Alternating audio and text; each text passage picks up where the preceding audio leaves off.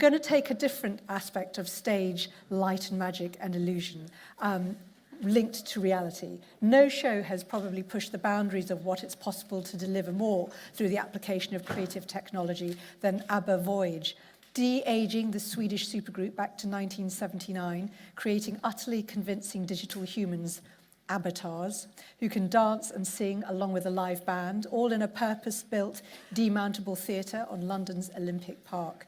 And now perhaps also establishing a route into the new creative industries for the next generation of talent. Is it a concert? Is it a film? Is it an immersive experience? Or the metaverse coming alive to 3,000 real fans in every show?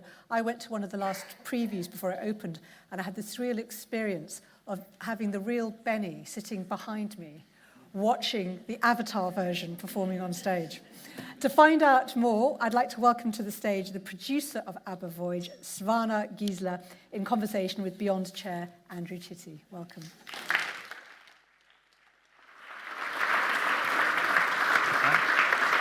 Ready? Thanks, Samira.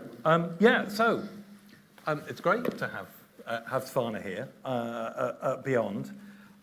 There are, I think, only two types of people now. There's people who have seen ABBA Voyage, and there's people who are going to see ABBA Voyage. Should we start by...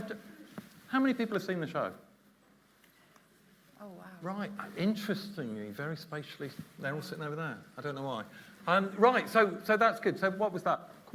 Maybe a quarter of the people in the audience? We've got somewhere to go with that. Yeah, no, that's good. That's good. It's a good thing you've got such a big theatre, isn't it?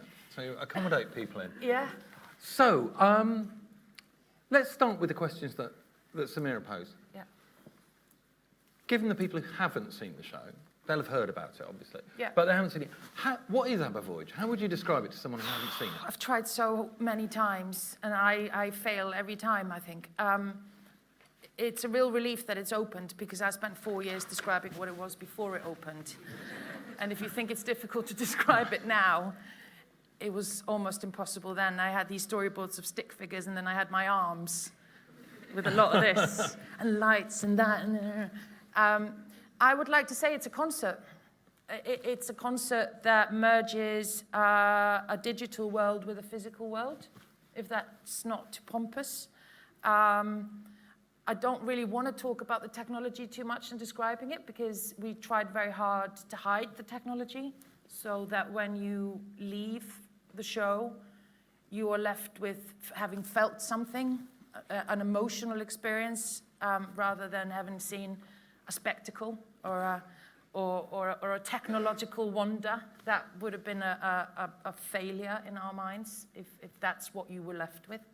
So it's a concert 40 years in the making that is very emotional. I hope people agree with. Is that okay? Yeah, no, that's good. That's really good. I mean, I think it's got lots of the characteristics. For you as a producer, yeah. It's got lots of the characteristics of a West End show, and the build-up, and you're running a venue. Yeah, we fall between all the cracks. We're not a West End show. People say we're not a concert. We're not theatre. We're not cinema. We kind of fall between all the cracks. It has emotional. It has the highs and lows of a show, yeah. But it also has amazing kind of like emotional kind of conclusion as yeah. well. So let's go back a bit. And we'll go back and we'll start about how you got involved in this. Yeah. But tell us a little bit about you. So pre-ABBA Voyage, you've worked in... if anyone's interested. Yeah. I ran a division for Ridley Scott for 16 years in Beak Street, Soho, called Black Dog Films, where we had a lot of fun making really big music videos for very famous artists around the world, and concerts and documentaries, and we did really, really well, and we grew, and we were probably the most dominant production company in Europe, maybe the world, in that kind of section of the... Some highlights that everybody will know? Oh, God, I don't know. I mean, we did a lot of Madonnas and Coldplays and Rolling Stones and... Kylie's? I did 7 Kylies. Spinning around, can't get you out of my head, slow. We did all of them, and we had a lot of fun. And it was just a great, great time, you know. And we felt that we were innovators, and we felt that we were, you know, the most important people in the world. And it was great. And then it became a lot. And then I became older. And then it's not so fun to be running around the world constantly. And I left in 2015 as a mum of 3, thinking I was going to go into film and television. Right. That, in my mind, was a lot easier than the hectic life of the music industry.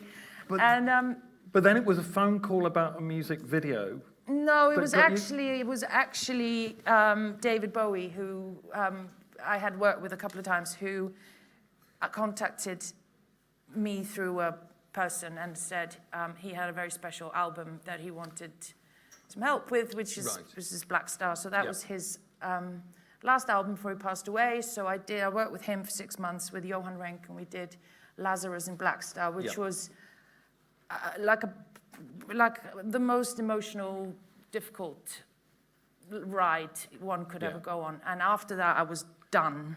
I was definitely absolutely done. There's no artist alive or not alive that I would ever work with again after that. And then ABBA called.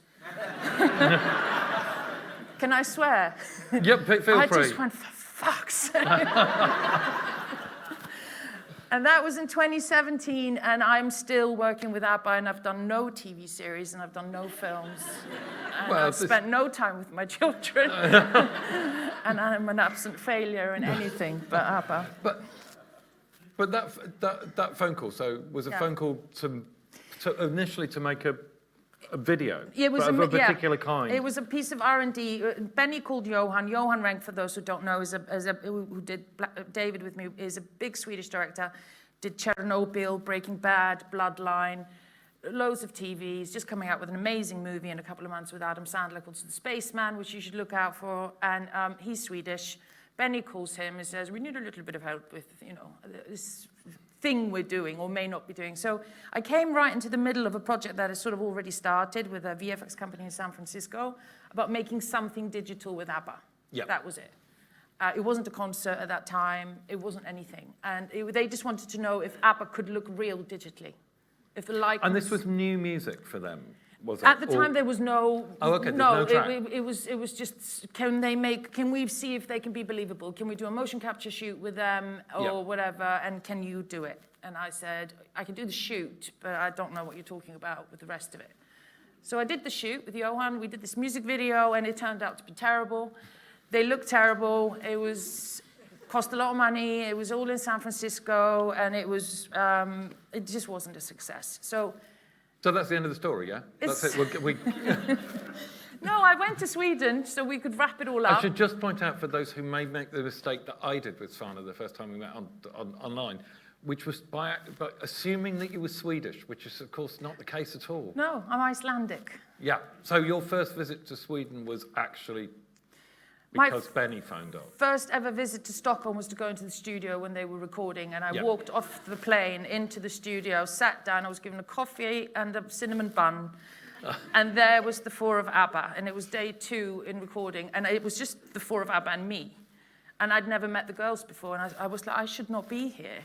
And I was sort of trying to leave, and they were, no, stay. So I sat there all day, and I just listened to them record the new songs. It was unbelievable. So you came out of that project with a video that just didn't work. It just didn't do what they wanted it to do. So instead of aborting mission and everybody going back to their lives, I said, can I have another go? Because if you're actually willing to do something, and you're actually, you've got this new music and maybe more music, can I just have a go at it with my people? And they said yes. And that's where we began. So then you started, as it were, putting the team together to make this possible. Yeah. And London. This is when? We're talking 2017? It would have been 2018 when I took it over, mid-2018. Late 2018. So it's really interesting that you came off the back of a kind of R&D failure, but you were convinced that it could be done, or you weren't sure at that stage? I had ideas that it could be done, but not the way they wanted to do it. Okay. We thought it could be a concert. Right. But we thought we could tour it, which obviously we can't. We'll come to that. We'll come to the demountable building in a bit. The least demountable building in the history of demountable buildings. No, there was an idea there. There was a curiosity, and I sensed ABBA's curiosity. There had been a spark had been lit. And instead of stifling it, it deserved a chance. And also, it's ABBA, you know? Who wouldn't want to work with that music and do, you know, when everything's available to you? It's like, where do you begin? So 2018, nearly 6 years ago. Yeah. What was the first thing that you did? The first thing I did was to cold call ILM and get cold call. You've not worked with them before? Never. And right. No, because they're very yeah? expensive. Music videos can't really afford ILM money. And I went in to meet Ben Morris with my storyboards that we had at the time, and he loved it.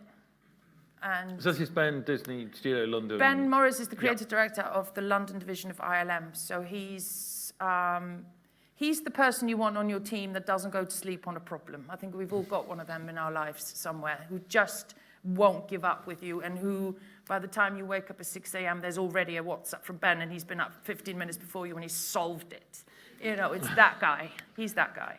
And he became our team leader for all of the VFX work. Yep. And did you have a sense of a workflow at that point of how you were going to put this together with the, because there's always going to be motion capture of ABBA and there's going to be VFX, but well, there was everything multiple workflows. Then there was 2 workflows. There was my co-producer Ludwig, who was running everything in Sweden, which was to start trying to fundraise.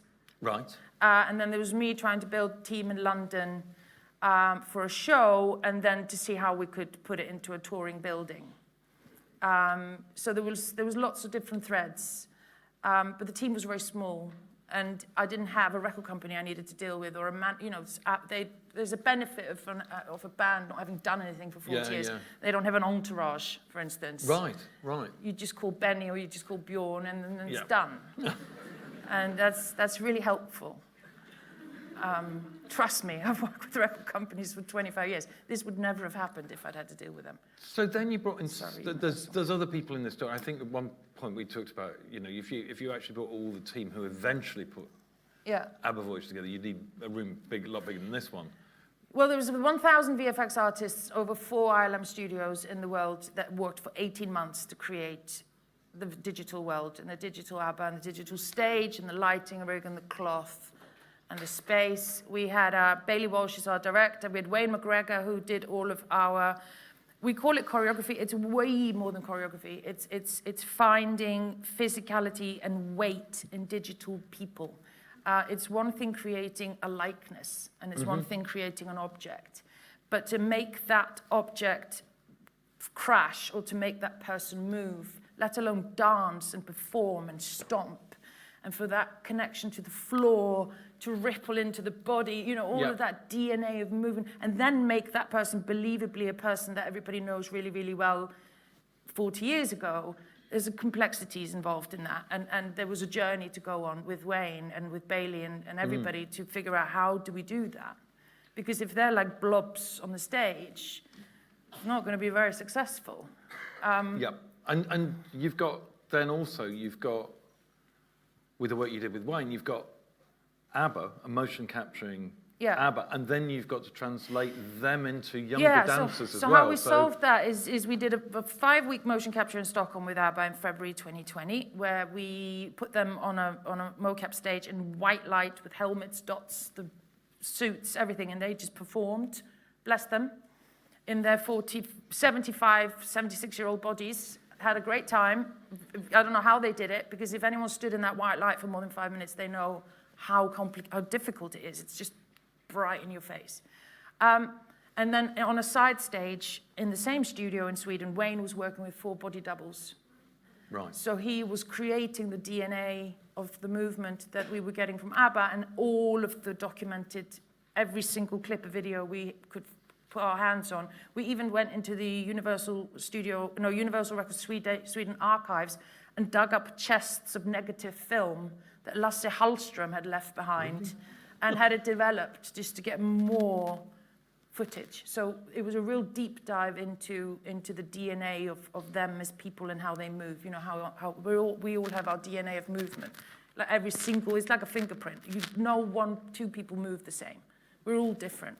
And it's someone like Wayne that sort of extracts that and then puts it into somebody else, which he did geniusly, and then choreographed at each and every song. So then we rehearsed those body doubles back in London in the middle of COVID. We all remember that. Yeah. So one of the things I think that ABBA Voyage did because of the timing in COVID is it seemed to just appear.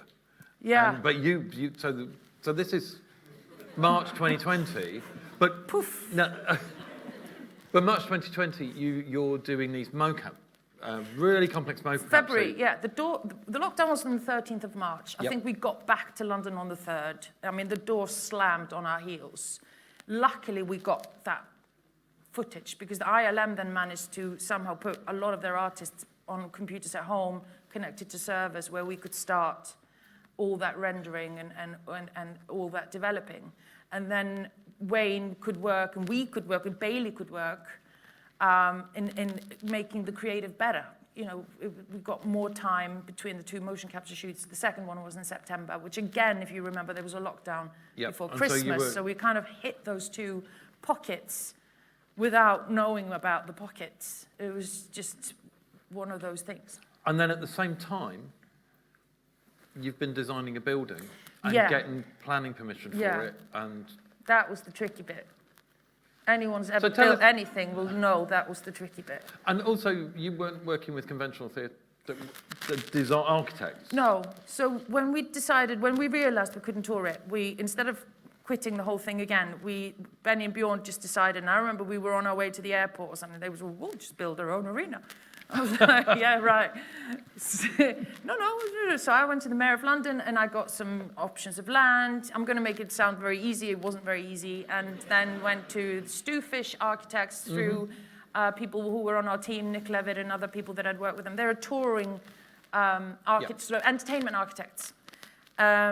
And asked them to design a demountable building that could stand somewhere for 3 years and then be packed down, put on a truck and driven to the next city. That was the idea. Yeah, probably more than one truck, to be honest. Yeah. Yeah, quite a lot of trucks. And they said, great, so they did. And then we got this land, Pudding Mill Lane, problems all along, everywhere, contaminated land, all sorts of stuff I won't bore you with. But the requirement for the building is that for the digital world to merge with the physical world, it's all about geometry. It's about sight lines, it's about height, it's about distances. It's just math. The stage has got to be a certain distance from the screen, there's got to be a rake, the audience can't be too high, they've got to be lower than the lights, there's got to be multiple lighting. It's all about geometry. So it's all about prevising what it's like to be in a space where the digital world and the physical world just go like that. And that's what we wanted to do. And we did it with light and geometry, not holograms. There's no holograms. And that was really fun. But it was, like I say, you need people that don't go to sleep on a problem because it's never been done and it's difficult. I don't know if you worked a lot in previs. It's really hard.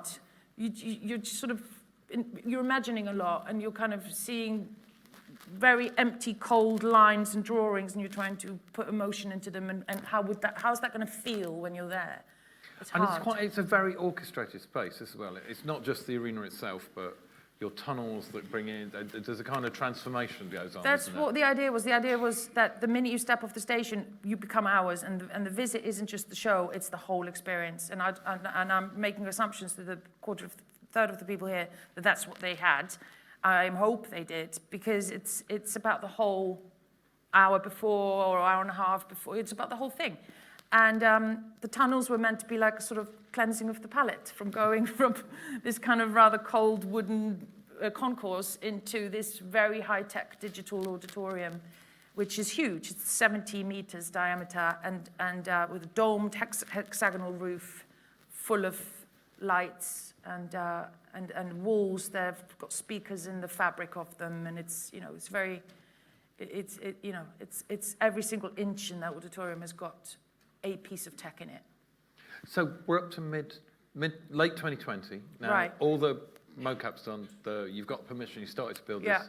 Started to build this building, and one of the reasons I say it appeared from nowhere is I work on the Olympic Park some of the time, and because the planning permission was granted Yeah. just at lockdown. March, yeah. Yeah, at lockdown. Yeah. And then we all went away, and Yeah. we came back and thought, what the bloody hell is Yeah. that? Who put that there? Yeah. So then from that last mocap, you've got, what, 18 months until you're intending to launch? Yeah, we pushed it 6 months because Yeah. we were going to do it in October 21 because of COVID and this thing called Brexit, which didn't make Did that help?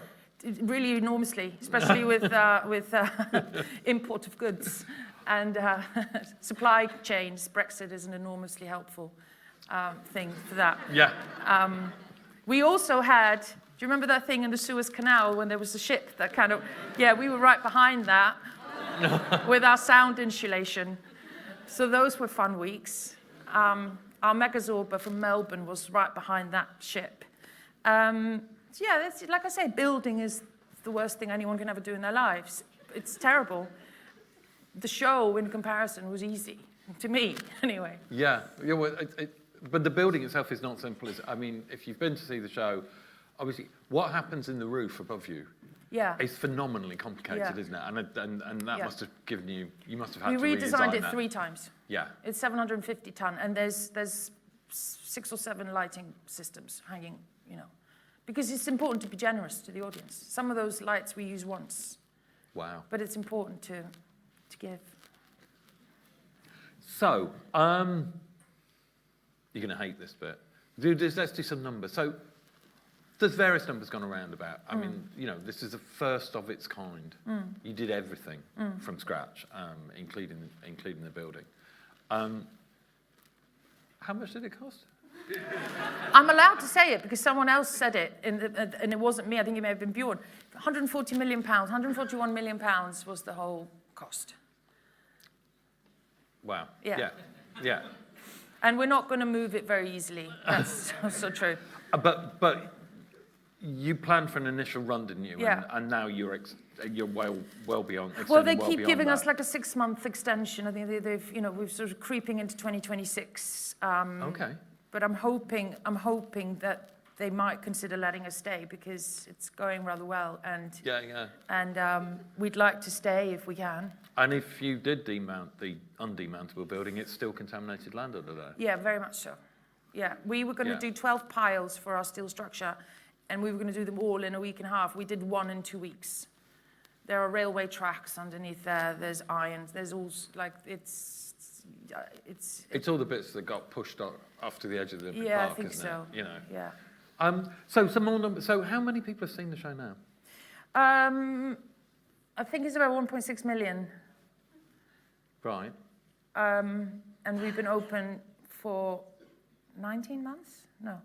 3,000 people a show? Yeah, 21,000 on a normal week, but then we add extra shows on holidays and stuff. Right, so you run a seven shows shows a week, 5 yeah, days. so 21,000 a week. Yeah. Yeah. Yeah.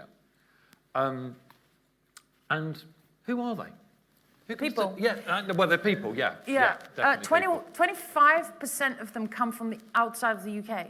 Right. Which is pretty insane, I'm told, for just a London attraction. We're the 6th most visited paid tourist attraction in London, but that includes things like Westminster Abbey and stuff. So it's pretty good, especially being up out of the West End, which took a bit of convincing to the investors. Yes, I want to talk about the investors in a second. Let's just pursue the thing with the audience. Yeah. So you've presumably got super fans and people who've seen the show many times as well. I mean, are they... There's people that have been 30 times, and we've been open 18, like, they come out almost every week. One of them lives in Portugal.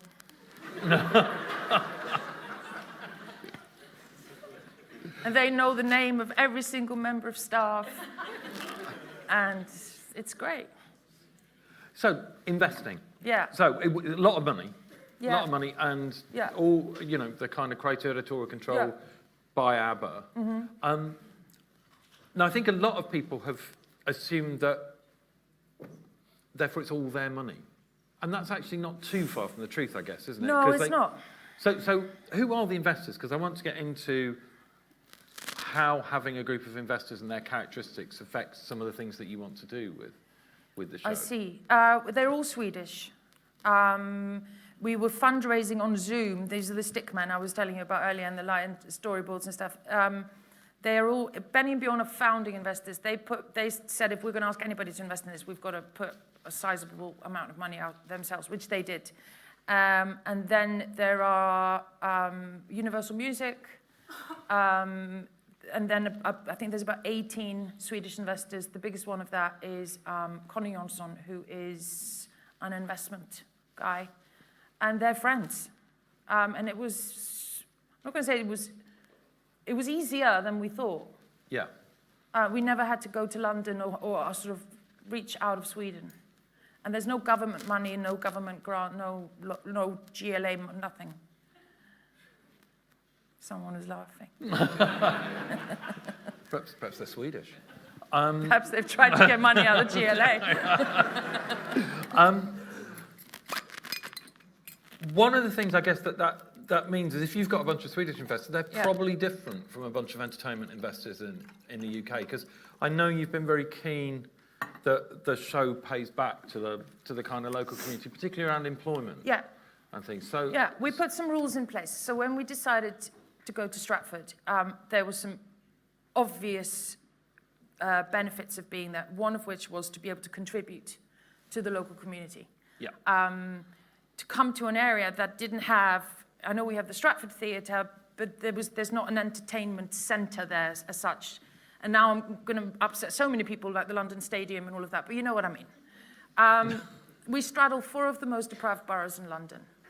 And I've been an advocate for education for a really, really long time, and I live in Hackney.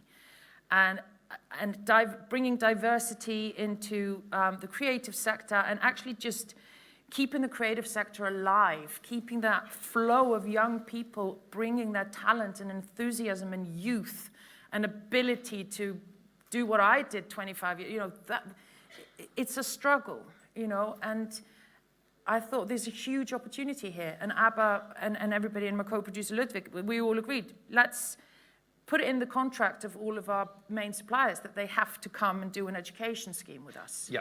They have to, we're going to do workshops and we're going to do a summer school where we're going to open up our doors to the local kids and invite them in and tell them how we did it. Because we don't really talk about that in the press, but show them under our skirts. Sorry for the bad analogy.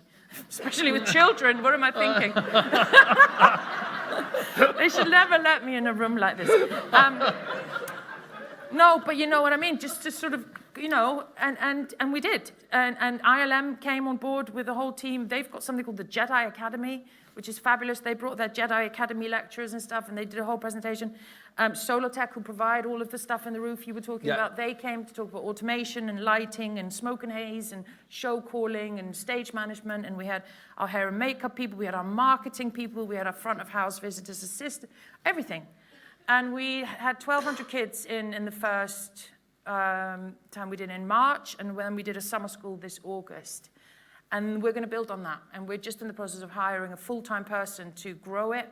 So for as long as they let us stay, we're going to do the absolute best we can to have a positive effect on our community. Okay, there's this kind of paradox, I think, in the creative industries at the moment, which is we all work in these incredibly exciting environments, doing these incredibly cool things, but that doesn't translate to a lot of kids. They don't feel they've got access to it. No. They maybe even, I think you found this with your son's school, that they don't promote, you know, schools don't promote the creative industries to a lot of parents as a... No, and I mean, I'm generalizing when I say schools. I mean, you know, I don't know every single school and every single teacher, but it is very difficult. And ILM is one of the biggest, is probably the biggest VFX company in the world. They have a huge office in London. They started when the Harry Potter franchise, and I'm using them as an example because they're such a great example. The Harry Potter franchise started, decided to make the UK where they filmed and finished their films. So the VFX industry in the UK just went boom. And a lot of amazing talent. And now Harry Potter's gone, and obviously they do Hollywood films. They do Marvel, and they do, you know, Napoleon, and they do they do all the big things. But those are in Hollywood, or so the perception is. They're not in Hollywood. They're made in London, in Holborn, and in Chiswick, to be more precise. And so kids don't feel it's tangible. And And we thought it was important, since we're sitting there like a spaceship in the middle of Stratford. It's not in Hollywood, it's right here. And you can come in and have a look, and we can help you do it. But then we quickly realized it's not the kids that you have to convince, it's the parents. Right. Because the parents don't think it's a viable career for their kids necessarily. It's a bit of a folly, you know, the entertainment industry business. Is it really, you know, at least go and be a lawyer first and then got something to do when it doesn't work out. That's not the right way to look at it. It is a very, very viable business, and it's a very growing, fast-growing, fun, lucrative, if you know, and diverse business. We've got accountants, costume designers, filmmakers, we've got everything. It's like an ecosystem of industries. And ILM are really struggling getting talent through.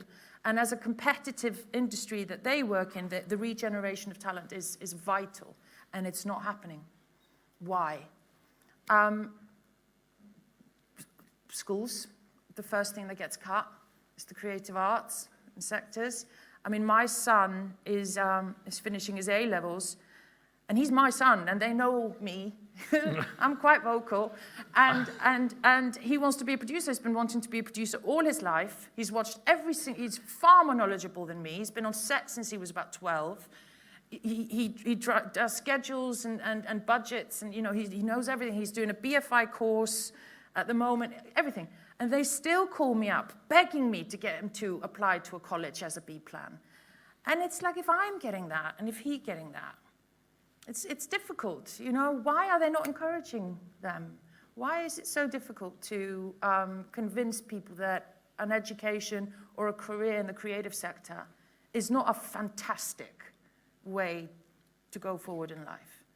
There is a disconnect somewhere. Yeah, and it's interesting. I know Sue Lister from Disney, who'll be here tomorrow. Oh yeah, you must see Sue. She's fabulous. Yeah, and she's talked about this quite extensively, saying, you know, I can't get kids interested, and I have Star Wars. Yeah. You know, and it's kind of, it's a complete paradox. Yeah. With the stuff that you're doing, you're also trying to reach in those, you know, those 3 Olympic boroughs are very, very diverse, you know, very deprived part of London in some ways. Mm-hmm. So you're going in, what are you trying to open up? Is it 15, well, we did 13 to 17 for the workshops, and we did 80 secondary schools in the 4 boroughs. And I hope we're going to have a lot more kids next year, because they didn't really know what it was. I really want to invite the parents, but I don't know if I'm allowed to. And then the summer school, they were smaller workshops, and I think the age group was about the same. But I think you need to get to kids in primary school. I think by O-level, these career choices have already started materializing, and the pressure has started to mount. So if there was a way of getting younger kids, that, in my opinion, would be a great idea. Yeah, well, I mean, I think this is becoming more front and centre perhaps than it has been for 10 years, is the need to change the educational system along with all the other all the other creative industries policies. Yeah. But we've been stuck for a good 10 years, I think. So maybe things like this. We're here, use us. Yeah, exactly. But so your investors, of course, think this is a terrible thing and that you shouldn't be wasting your money on it. No, not they're at all. Swedes, aren't they? Yeah. They're I don't know if it's because they're Swedish. I mean, maybe, I don't know. It doesn't do any harm, it was never even a question. Or is it because ABBA just said, if we're doing it, this is what we're doing, and this is how we're doing it? It could have been that. And it was never a question. And it gives us so much, you see. It's not about us giving something to the community and the community taking. Our staff love it. They love it. The guys in automation and girls, when we bring them apprenticeships or someone comes and is interested in how you operate the smoke and haze, they're delighted. They'd love to teach. So it's actually really good for us as an employer to be able to allow all of our staff and bring that into the workplace. It's really rewarding, and it's really joyful. Yeah, and I think it's inspirational for everybody else. So we're going to run out of time in a minute. Yeah. What's next? What's next for Svana, and what's next for ABBA Voyage? Well, we might be opening another, if we can bear to build any more buildings, in North America and Australasia. So I'm going to Melbourne on Monday to chat with people, possibly to... At least the sound insulation will have less far to travel. It will just be down the road. Yeah. So potentially two. Potentially, we might try and do that. But we're still looking after the London show, and it needs, you know. And will the show evolve? Possibly. I'm not That's saying enigmatic, wasn't it? Don't do this to me. No, I'm not. I'm Because you absolutely know not, if you keep but- staring at me, I won't be able to keep quiet, but I'm not talking. Okay, so we'll take that as a yes. In some, might do. in some way, it might do. It might do. It might do. And for you, have you had your fill of ABBA Voyage yet? No, not at all. I'm loving it. Listen, it's great. I love the people that work there, and you know, I adore my co-producer Ludwig and Bailey and everyone. It's like working with your mates, and there's nothing more privileged in life, I think, than going to waking up and having fun with your friends and doing something great. And I'm very lucky. So they'll have to kick me out. I don't think they will somehow choose to do that. Fantastic. Thank Svana, you. thank you Thank you so very much for joining us.